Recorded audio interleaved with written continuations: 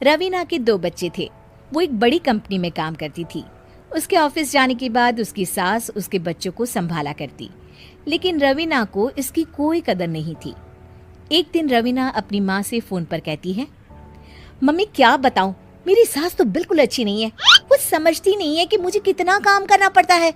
एक तो ऑफिस तक का लंबा सफर और फिर 9 घंटे लगातार काम। बैठे बैठे तो मेरी पीठ अकड़ जाती है।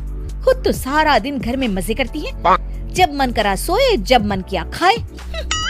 तभी उसकी सास वहाँ आ जाती है। अच्छा माँ, मैं बाद में आपको फोन करती हूँ। जी मम्मी जी, कोई काम है क्या आपको? क्या हुआ? रवीना बहू, सारा दिन तो तू ऑफिस के मजे लेती है, लेकिन यहाँ ये बच्चे मुझे आराम भी नहीं करने देते। मेरी तो तबीयत खराब हो रही है। तो आपको लगता है कि मैं दफ्तर में मौज करती हूँ? आपको क्या समझाऊं, छोड़िए। माँ, काम करना भी जरूरी है। मजबूरी नहीं होती तो मैं खुद ही अपने बच्चों को देख लेती। अब आज तो छुट्टी है ना, आज तो कम से कम घर का काम कर ले। बहू काम शुरू करती है। बच्चे के साथ काम करना उसके लिए असंभव हो जाता है।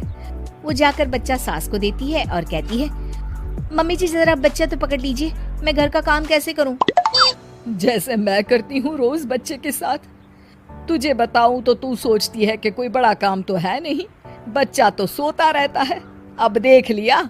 खैर, बस मैं यही तुझे समझाना चाहती थी। ला, बच्चा मुझे दे और काम कर। बहू मुंह बनाकर वहां से चली जाती है। वो मन में सोचती है, बात तो सही है, बच्चे के साथ घर का काम करना असंभव है। वो किसी तरह काम करती है और अगले दिन ऑफिस के लिए निकल जाती है।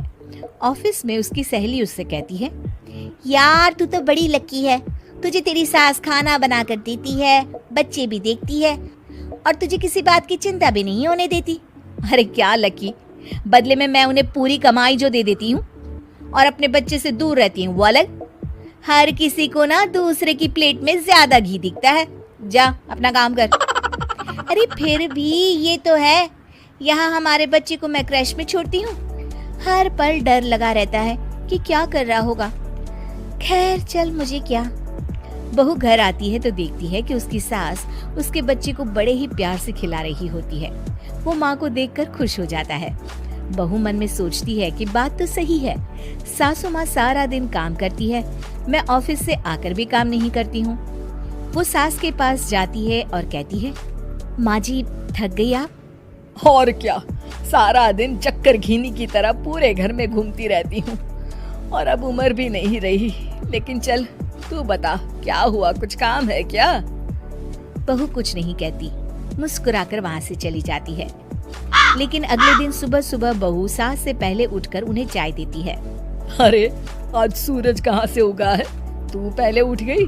चल अच्छा किया, मरने से पहले तेरे हाथ की चाय तो पी ली।